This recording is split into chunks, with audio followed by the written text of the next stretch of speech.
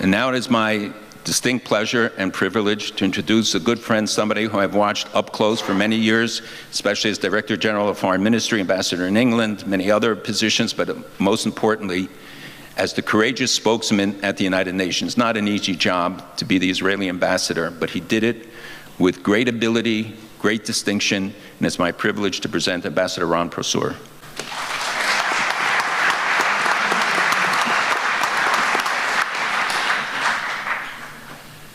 Well, you know, first of all, it's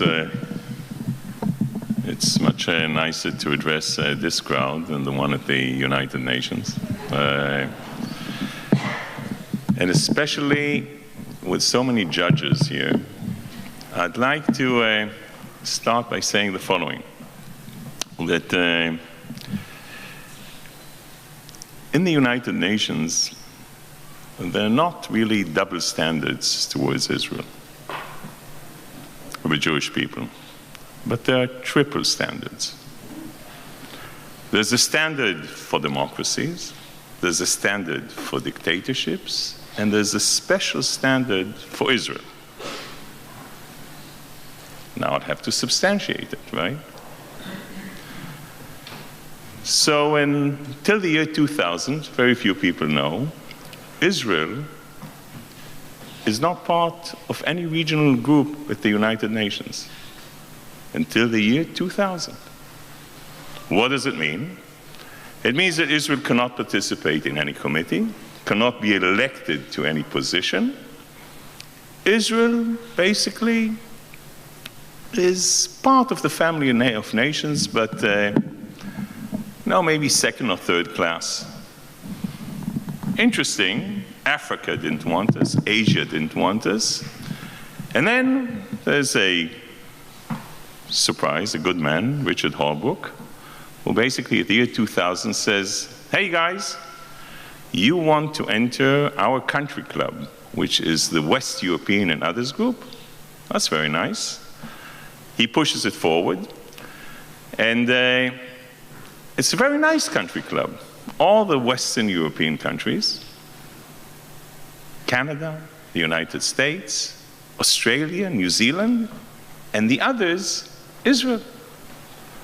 But there's a small thing, a small caveat there. You guys want to enter our country club, wonderful tennis clubs and a swimming pool? Well, you'll have to tell us, condition it, that for 3 consecutive years, you're not allowed to bid on any position or any committee, because we might lose our cycle here. There's a big discussion in Israel about that. I'm, one of those aggressive young diplomats that says, we should not agree to that. This is absolutely a humiliation. David Levy was then Israel's foreign secretary. I can tell you that he said what we won't get today, if we don't get this today, we won't get it tomorrow. And Israel, since 2000, basically 3, is eligible to even, submit to committees and other stuff.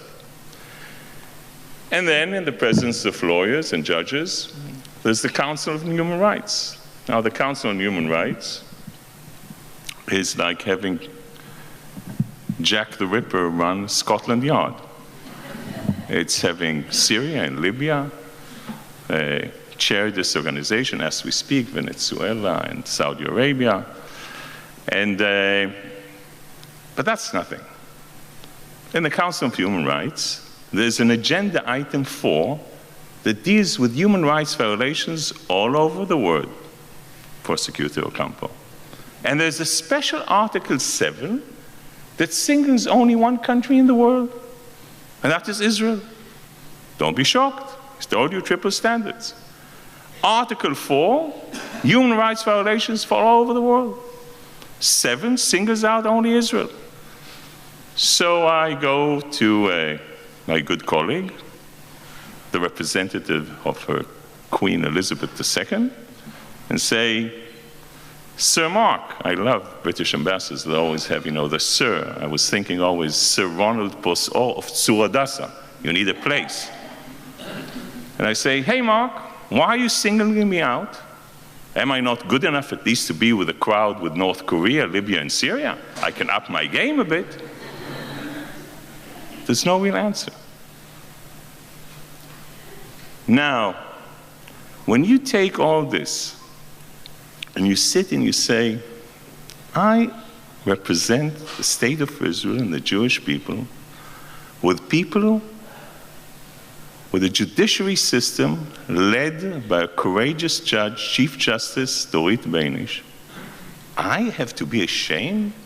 On the contrary, I'm proud of who we are and what we are under the circumstances that we live in the environment that we live in, that doesn't really, correct me if I'm wrong, I missed maybe something, doesn't include countries like Liechtenstein and Luxembourg in our region. And when I look at that, and I see under all these circumstances how still, with all the pressures, the Israeli society, how we work, and yes, we do mistakes, but how delicately we try and deal with the situation around us. Well, there's always the cry for quick responses, and how mature we're trying to behave in the region. And for me, I was born for the state of Israel. It wasn't a dream for me. It wasn't something that I looked for. My father, Ulrich Proskauer, who was born in Berlin, came to Israel in 1936. For him, this was, was a dream. And I can tell you that when I look at the way he taught me, and I taught my children, in the sense, I taught them not just not to forget, but to act in a way that people can relate to and respect, even at the toughest times. And when I tell you that I talk about triple standards, you see the demonization and delegitimization that is done towards the state of Israel, and it's slow. It's like Chinese torture. It's drop, drop, drop, which then accumulates and creates a situation where lies and half-truths become reality if you don't challenge them. You have to challenge them again and again and again, because people don't know. And when I sit in the Security Council and I hear the stuff that is said about the state of Israel, the only way you can really try and fend it off is to use either humor or sarcasm to try and relate, to tell people, hey, those are really triple standards. So it can begin with something, a committee that sits, headed formerly by Chavez, and after a year of deliberations come to the Security Council and present their conclusions, and they say, and I nearly quote, after 1 year of deliberations, we could not conclude why the Palestinians built the tunnels. So I stood up and I said, well, I have an idea. Maybe they wanted to build a new metro system in Gaza. And as the former ambassador to the United Kingdom, all I could say is mind the gap. But the issue here is to basically look and say, hey guys, this is ridiculous, look at yourself. And Malcolm talked about it, and I'm sitting and hearing this. First, the Saudis chair the Conference on the Status of Women. Well, that's interesting. And then they decide, I'm telling you, it's making it funny, but guys, this is the truth. And then they decide to condemn one country in its attitudes towards women. Is it Iran? No. Afghanistan? No. Saudi Arabia? No, it's Israel. And I look at this, and I look at stuff where in the year 2012, Iran chairs the Non-Proliferation Committee. The World Health Organization decides in a vote of 107 against 4 that Israel creates a health hazard in the Middle East while everything around us is going on, with Israel with an amazing medical system. And then it's hard for Israelis to come forward, to really look and see and say, hey, we're not getting a fair treatment here. And how do I connect it to today? Because being the former ambassador to the United Kingdom and seeing the elements today in the Labour Party in your face, and blatant anti-Semitism. It's not, under the carpet. It shows that people are crossing the red lines, vocally. And the answer to them is to invite them all to be with us today, here.